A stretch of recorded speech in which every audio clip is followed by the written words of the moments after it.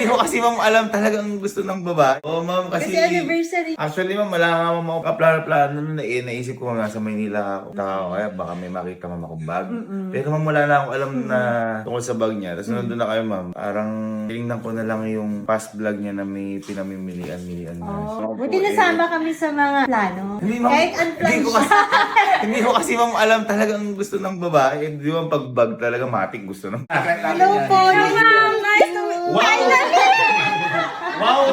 Sa lahat na naging busy natin, ngayon pala nagpantalon. Pag si Ma'am, kami bago. Kami letter. Pilot na. Hello po, good afternoon. Husband ko, welcome sa Ano yung mga ninong-ninang ko?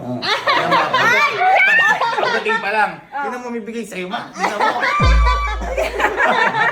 Hindi, ito mga akala niyo, Bertie. Ito.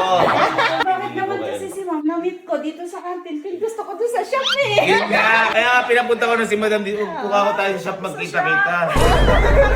Kaya pumunta sila ma'am dito kasi di ba nung nakaraan wala si ma'am. Eh hindi ko alam yung binili ko talaga. Sabi naman sa akin kung ano yung mga dito. Pasalamat siyempre sa support nyo. Parang nagulat kami na pagka mabilisan, naisip ano niya kagad yung first lesson. Sa isa niya